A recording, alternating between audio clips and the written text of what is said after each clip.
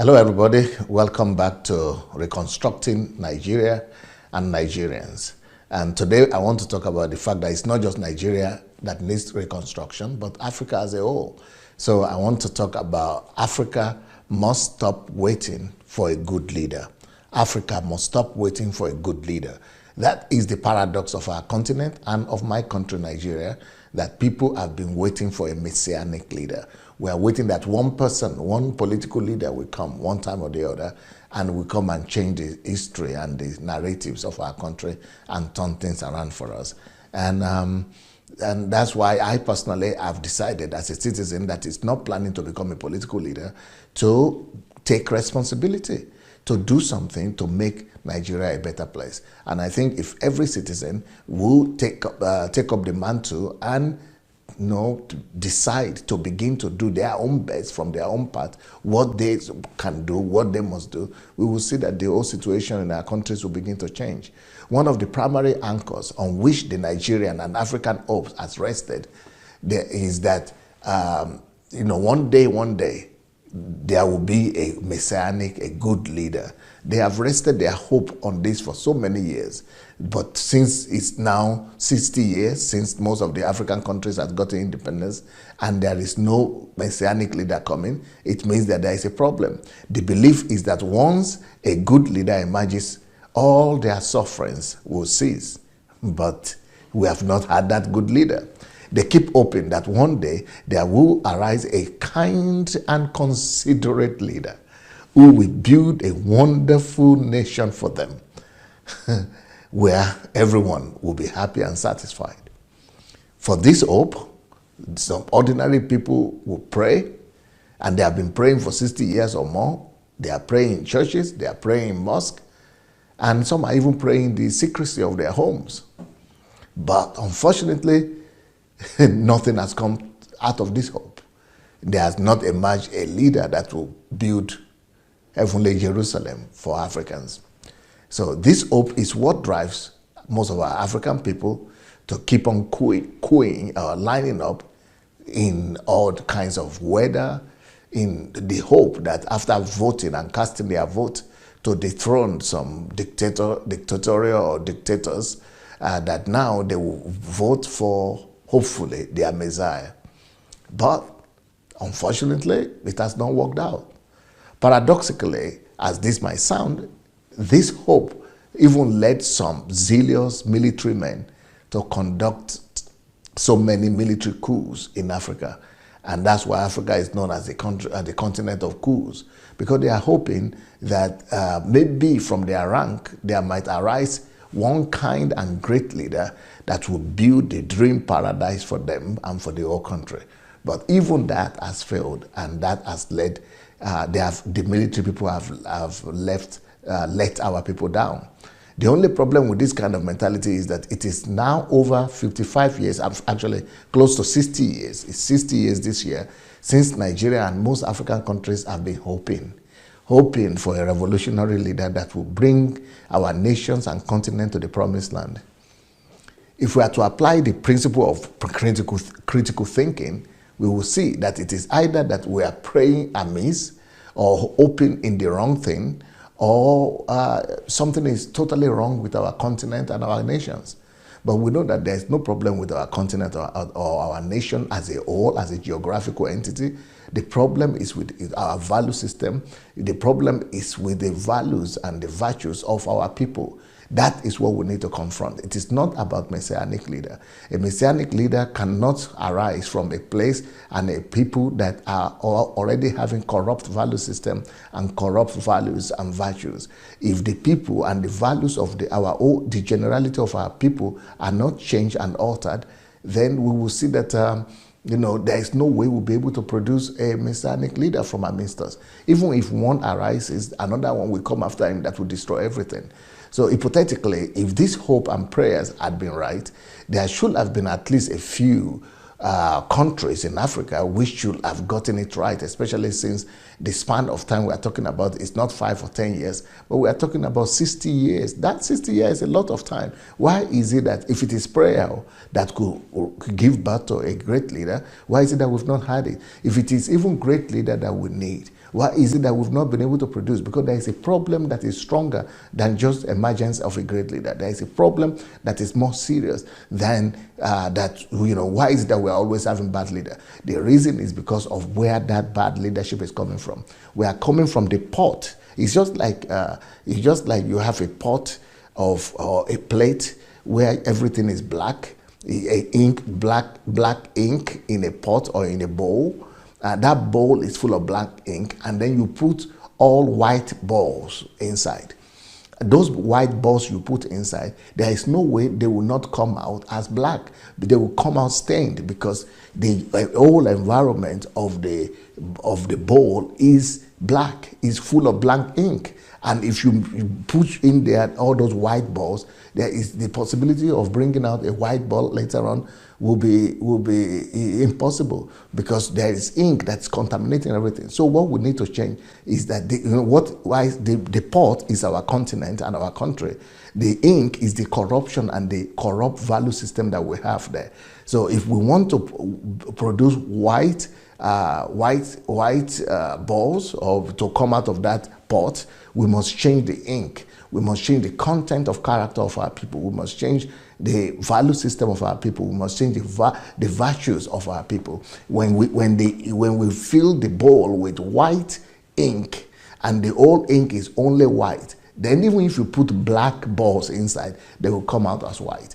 That is what we need to focus on. The problem is not with getting the right leader, which is the ball that's going to be white and be a deliverer. The problem is with the ink, the content of our people in Africa. So that's why we are not having the result, and it is hopeless to keep on waiting for a good messianic leader. There should have arisen, if that is the truth, if the issue is that we are just not lucky with leaders, there should have arisen a lot of opportunities for at least a few African countries to have produced great leaders. 50 years or 60 years is a long time. We would have been able to produce, a few of such leaders that would have built great and prosperous African nations for us.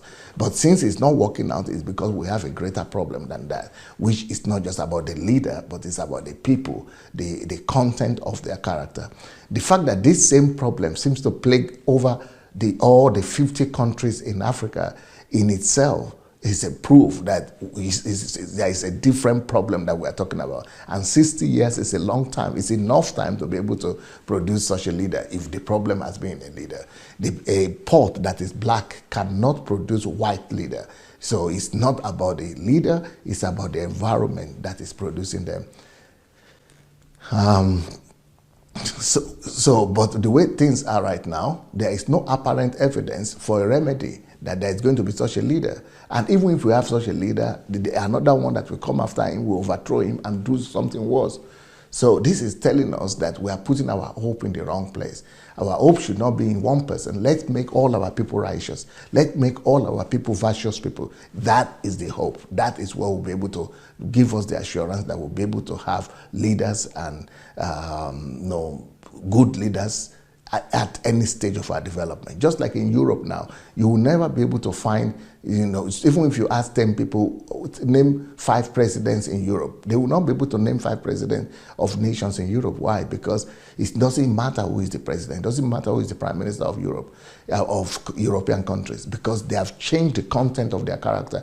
They have been able to change the content of that bowl, of that pot, and now the pot is white. So it doesn't matter who is coming out of there, everything is white. So it doesn't matter who will lead us. By the time we change the content of our character, anybody that comes out to lead us will be the right person. So that's why I'm asking the question, are we sure that it is actually leadership that is the main problem of Africa? I don't think so. I think it is the value system. Even if we are to admit that Nigeria and Africa have suffered from bad leadership, does that in any way justify our penchant for blind hope and resignation to faith? I must say it clearly that this kind of resignation is meaningless and useless. This kind of hope in people or in one person, in one leader, does not bring the desired result. And it has not brought it, and it's not going to bring it. We all need to take responsibility for the continent. We all need to change ourselves, change our content of character, change our values, change our value system. All of us, then any one of us will be able to take care of the country as a whole, and of the continent too. So while it is good to have faith that things will get better, there must also be corresponding action from every person in the country, from every citizen, from ordinary people. That's why I am going back to Africa to lead the way, to show the way, and to raise up thousands of people, maybe hundreds of thousands of people together with me, so that we'll take responsibility for our country. Instead of waiting for politicians, we will be the ones to take care of the destiny of our own countries. So even the Bible says that, but do you want to know, O foolish man, that faith without works is dead? That's James 2:20. Do you want to know that faith without works is dead? So if I don't walk and I'm just praying and hoping that a leader will come up in Africa, it's hopeless. That nothing will ever change. That is what the previous generation before us have done, and they have not been able to receive any result for that. So we all must take responsibility to building a better Africa. The ability to move any country forward has always been in the hands of the citizens and the masses themselves. So the Nigerian and African people must no longer sit aloof expecting manna from heaven. We must rise to contribute positively to the development of our nation. We must think out ways to positively impact our nation instead of only complaining or waiting for the government to do everything. One of the greatest tragedies that have happened to Africa is that we are waiting for government. It is time to stop waiting for anybody and to begin to do the right thing, each one of us. The truth is that the government alone cannot do everything.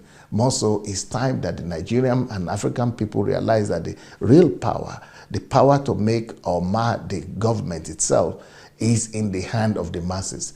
The power to build or pull down government, it is in the hand of the people. We can build the government, we can become the government, we can mar the government, we can make the government. We are the people. So we are the people to build our country, not the government. The government could be there to render a help, but at the end of the day, it's all about the people. The power is with the people. It is in the hands of the masses, in the hands of the people, that there should be change. The power to change is in the hand of the people. So the people themselves must demand transparency from political elite. The people themselves must demand equity from political class. The truth is that those in political offices are employees employed by the Nigerian and African people to do the job of moving their nations forward. Therefore, the people should be the ones dictating and deciding what should be done with the collective inheritance of their nation. So let's stop waiting for some good leaders or messianic leaders. It is time for us to take responsibility to making our country a better one. I am going back to Africa to build a great and prosperous Nigeria. And not because I want to see myself as a messianic leader. No, I'm not going to be a political leader. I'm going to be one of the citizens of the country that is going to show the way to ordinary people like myself, that we don't need to go into politics, but we can change our country. Every one of us could be a leader where he or her is, for the love of God, church and nation. Peace.